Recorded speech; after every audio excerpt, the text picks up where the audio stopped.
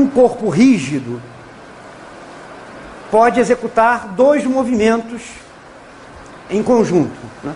Um movimento que é de translação do corpo como um todo, e um outro movimento que nós chamamos de rotação, que é mudança de orientação do corpo ao longo do tempo.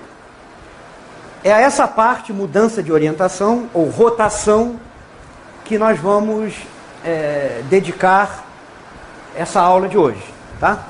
Comecemos falando sobre o número de graus de liberdade de um corpo rígido.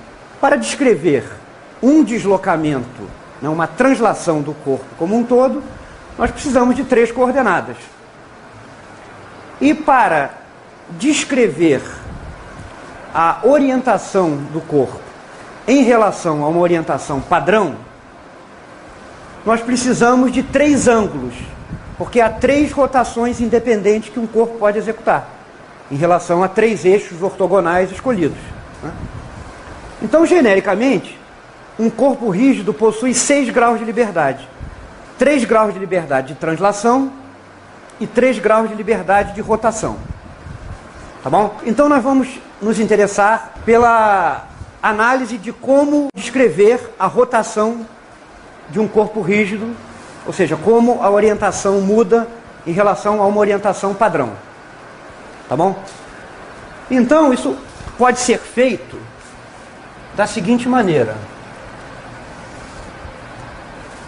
Vamos supor que esse sistema de coordenadas, que eu vou chamar de sigma, com esses 3 eixos ortogonais, é um sistema de referência inercial.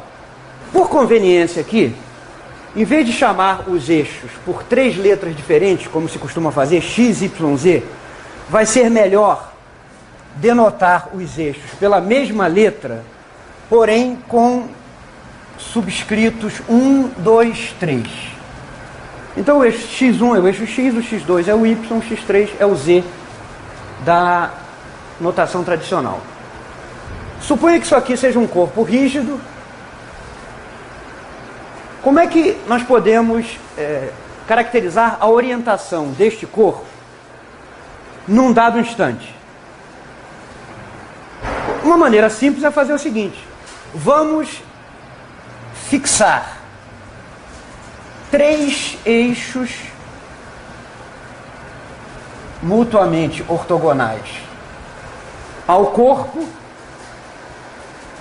Chamemos esses eixos de x1', x2', x3'.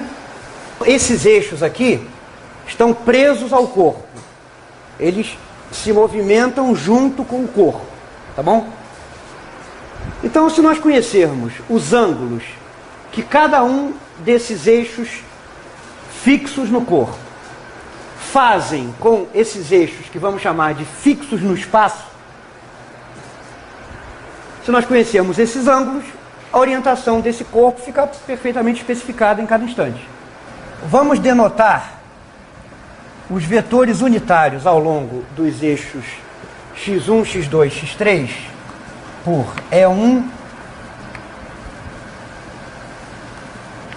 E2, E3. Analogamente, introduzimos vetores unitários ao longo dos eixos x'1, x'2, x'3, que são os eixos atados ao corpo. Esse sistema de eixos que acompanha os movimentos do corpo, vamos denotar por sigma'. E sigma é o sistema de eixos fixo no espaço. Tá bom? Se o corpo está em movimento de rotação, esses vetores L1, L2, L3 são vetores móveis, né, que mudam à medida que o tempo passa e que caracterizam a orientação em cada instante do corpo rígido em relação a essa orientação padrão dada pelos vetores E1, E2, E3. Se nós conhecermos os ângulos que cada eixo do sistema fixo no corpo faz com cada um dos eixos fixos no espaço, nós então conheceremos perfeitamente a orientação do corpo naquele instante. Tá bom? Esses ângulos, ou os cossenos desses ângulos, são chamados de cossenos diretores. Imagine um vetor qualquer,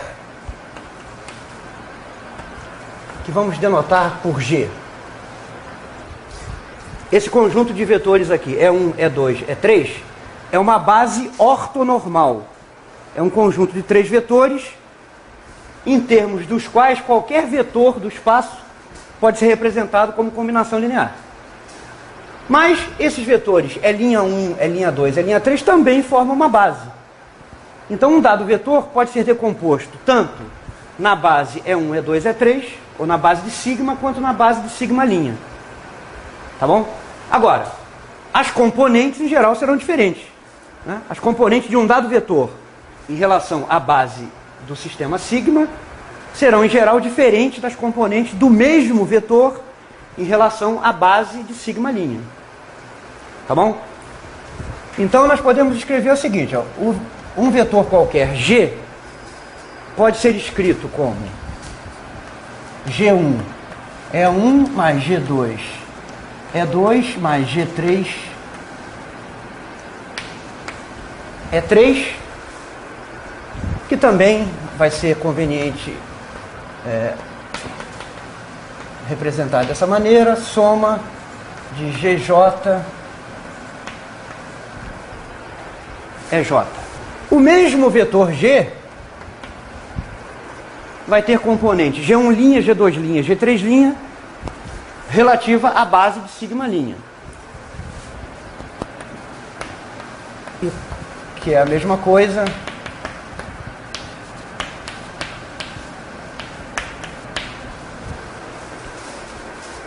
tá bom?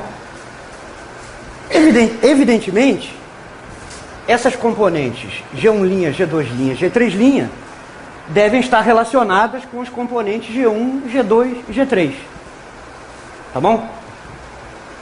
Vamos ver de que maneira as componentes de um vetor relativas ao referencial sigma' se relacionam com as componentes relativas ao sistema de eixos sigma. Como esses vetores E1, E2, E3 são ortogonais entre si e a mesma coisa se aplica aos versores do sistema sigma', né? Vejam o seguinte, ó, cada componente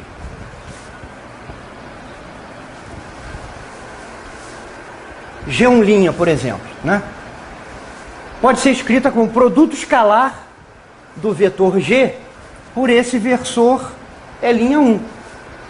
Se nós tomarmos o produto escalar dessa equação, né, ambos os membros por E'1, esse primeiro produto escalar dá 1, os outros dão 0, então sobra G'1. Isso vale para qualquer dos G', 1, 2 ou 3, né? Então nós temos o seguinte, ó, G'(i) é a mesma coisa que o produto escalar do vetor G por E'(i), para i igual a 1, 2 ou 3. Tá certo? Mas, se nós substituirmos aqui a expressão de G na base de sigma, nós ficamos com soma de J igual a 1 até 3, de GJ EJ E'(i). Nós vamos introduzir uma notação conveniente que é a seguinte: isto aqui, esta soma, pode ser escrita como soma em J de 1 até 3 de A e J GJ, onde A e J é o produto escalar de E' por EJ. Eu apenas pus nessa ordem aqui, que é irrelevante. O produto escalar é comutativo, né? Mas observem, isso aqui, ó, é cosseno do ângulo entre os eixos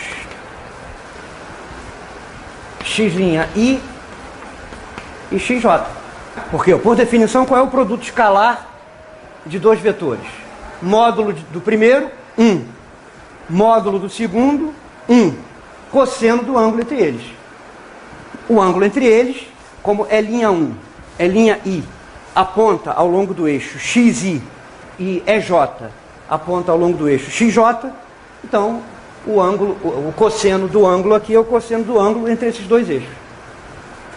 Ou seja, esses A e J são chamados de cossenos diretores do sistema de eixos sigma' relativamente ao sistema de eixos sigma. O conhecimento desses cossenos diretores implica o conhecimento da orientação do sistema de eixos sigma' ou do corpo rígido, né, em relação à configuração padrão associada ao sistema de eixos sigma.